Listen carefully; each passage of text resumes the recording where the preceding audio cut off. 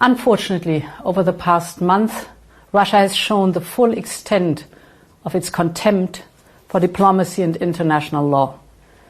It has launched some of the largest scale drone and missile attacks against Ukraine since the beginning of the war, striking government buildings and civilian homes alike, hitting our EU office in Kiev, the representation of our union.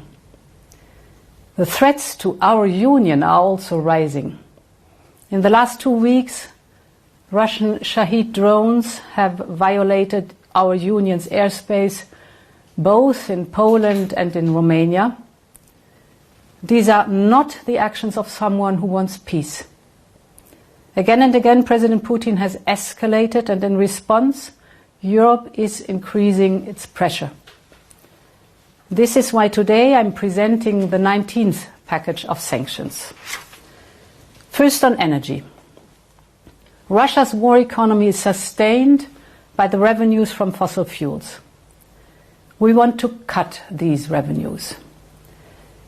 So we are banning imports of Russian LNG into European markets. It is time to turn off the tap. We are prepared for this. We have been saving energy, we have been diversifying supplies, we've been investing in low-carbon sources of energy like never before. And today these efforts pay off. Then we have just lowered the crude oil price cap to $47.6. To strengthen enforcement, we are now sanctioning 118 additional vessels from the shadow fleet. In total, more than 560 vessels are now listed under EU sanctions. Major energy trading companies, Rosneft and Gazprom-Neft, will now be on a full transaction ban. And other companies will also come under asset freeze. We are now going after these who fuel Russia's war by purchasing oil in breach of the sanctions. We target refineries, oil traders, petrochemical companies in third countries, including China. In 3 years, oil revenues from Russia have gone down in Europe by more than 90%. Now we're turning that page for good. My second point. We're targeting the financial loopholes which Russia uses to evade sanctions. We're putting a transaction ban on additional banks in Russia and on banks in third countries. We're stepping up our crackdown on circumvention. As evasion tactics grow more and more sophisticated, our sanctions will adapt to stay ahead.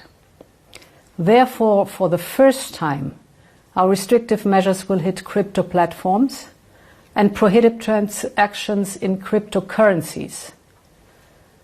We're listing foreign banks connected to Russian alternative payment service systems, and we are restricting transactions with entities in special economic zones. Coming to my third point. We add new direct export restrictions for items and technologies used on the battlefield.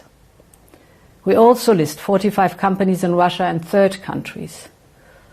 These companies have been providing direct or indirect support to the Russian military-industrial complex. In a war driven by innovation, cutting off Russia's access to key technologies is crucial, above all when it comes to drones. Our economic analysis is clear.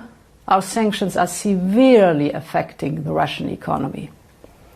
The interest rate is at 17%. Inflation is persistingly high. Russian access to finances and revenues are consistently decreasing. And Russia's overheated war economy is coming to its limit. Even more interesting is that when speaking directly with partners that speak to Russians, they say that among the first Russian request is sanction relief. So we know that our sanctions are an effective tool of economic pressure. and we will keep using them till Russia comes to the negotiation table with Ukraine for just and lasting peace. In parallel, as I announced last week, we are working on a new solution to finance Ukraine's defense efforts. This is based on the immobilized Russian assets. We must be very clear, this is Russia's war, and the perpetrator must pay for it. With the cash balances associated to these Russian assets, we can provide Ukraine with a reparations loan. The assets themselves will not be touched, and the risk will have to be carried collectively. Ukraine will only pay back the loan once Russia pays reparations. We will come forward with a proposal soon. Finally, we are aligning our sanctions with our G7 partners. This is under the steer of the Canadian presidency. And to support Ukraine in its fight for freedom, we are also working in lockstep with a coalition of the willing. Europe has been by Ukraine's side from the very beginning. And faced with Russia's escalation, Europe stepped up to the challenge. We will continue to use all the tools at our disposal to bring this brutal war to an end. I now call on member states to quickly endorse these new sanctions. We want Russia to leave the battlefield and come to the negotiation table. And this is the way to give peace a real chance.